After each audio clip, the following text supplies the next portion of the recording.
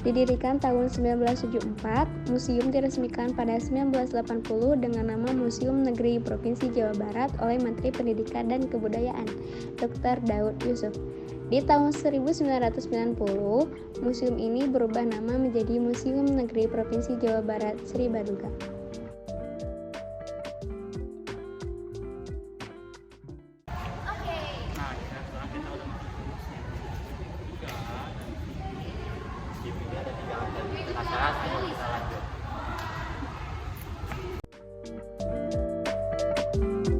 Ini bisa digerakin.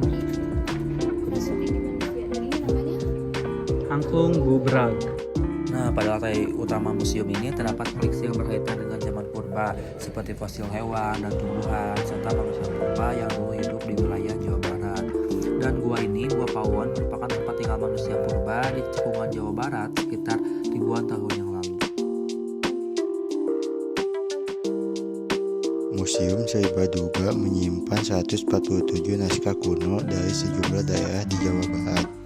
Naskah-naskah kuno ini disimpan di lantai 2. Naskah-naskah tersebut ditulis dalam huruf Sunda kuno, Jawa kuno, hingga bertuliskan huruf Pallawa. Sebagian besar naskah itu berasal dari zaman yang dipengaruhi kebudayaan Hindu.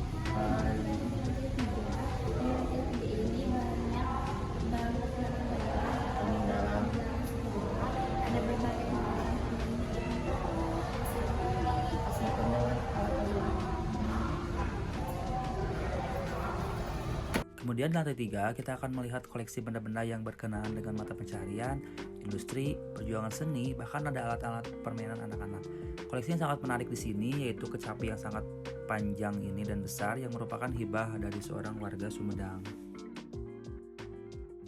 Kecapi naga mau, jadi kayak ada dua naga sama mau itu. Lucu banget.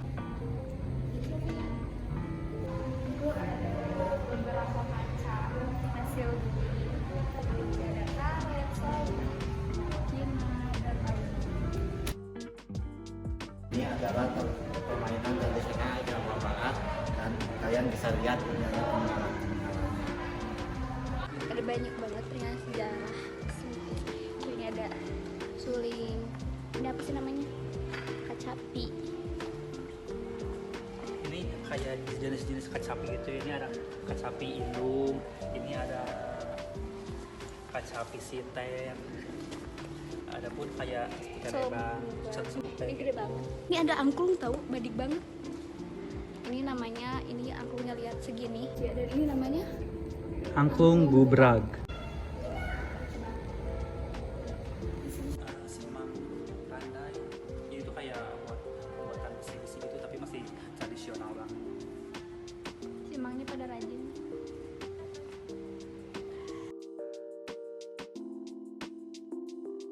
Nah, ini ada dua contoh gaun pengantin. Yang di sebelah kanan ini busana pengantin Cirebon di bagian warna hijau-hijau, sedangkan yang ini busana pengantin leluhur Sunda. Bisa dilihat ya perbedaan warnanya, kuning, warna hijau. Oke teman-teman, jadi kita bakal mewawancarai salah satu kolektor di Museum Sri Baduga ini, yaitu Pak Romulo. Kita simak yuk penjelasannya. Saya perkenalkan Romulo, kurator museum, Pemuda Budaya Mata.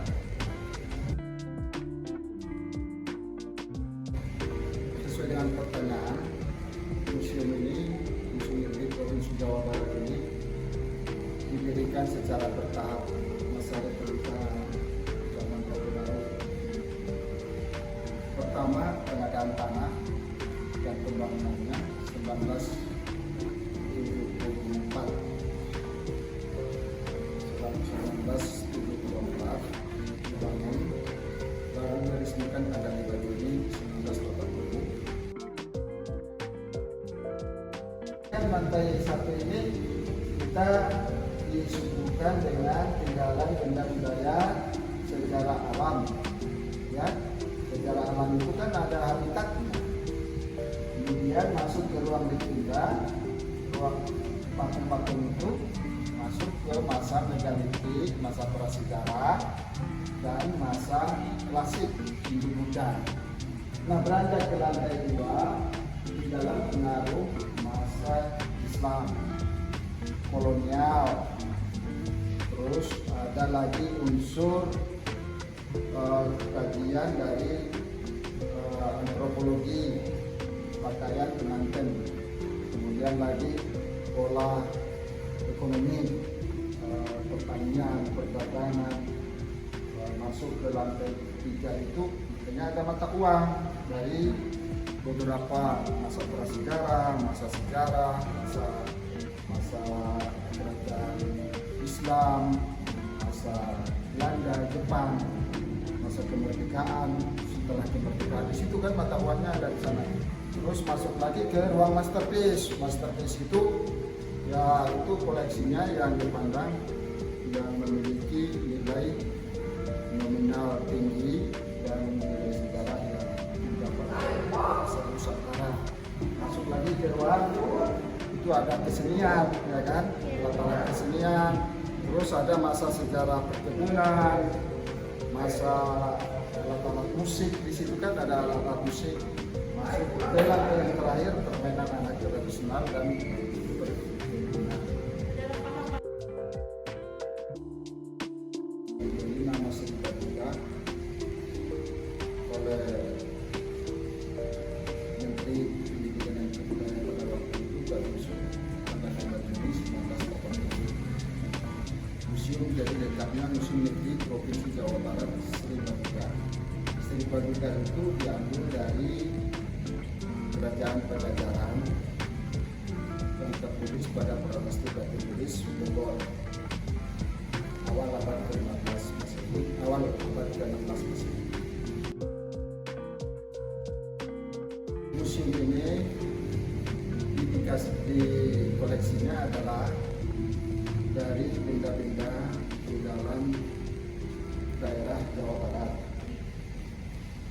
berhubungan dengan kebudayaan yang material. Sampai sekarang jumlahnya itu hampir 7.000-an koleksi.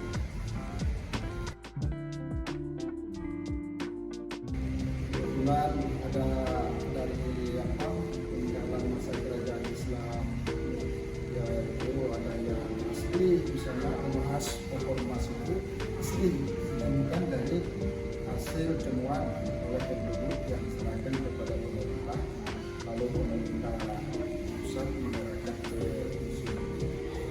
Itu asli. Jadi kita pamerkan yang sehari-hari dilihat oleh penduduk itu yang replika. Kalau aslinya kan 1 kilo emas. Nah, kalau dia riskan, ya kita buatkan replika. Kalau saya sih kurator semuanya benda koleksi yang di sini Menarik. Iya kan? Cuman ya yang apalah ya inklusif lah, yang masterpiece semuanya kan tergantung bagaimana cara melihatnya. Tidak semua bisa dipamerkan, hanya 10%. 90%-nya itu ada di storage, dalam hal ini disimpan di dalam satu ruangan. Dari 10% itu kita pamerkan menurut kronologis waktu sejarah. Nah, bagaimana barusan kita mendapatkan ilmu yang sangat luar biasa dari sejarah Museum Sri Baduga ini. Dan sebagai generasi milenial, kita harus aware dan cinta ke sejarah, karena sejarah itu bukan hanya untuk beban ingatan, tapi sejarah merupakan penenang jiwa.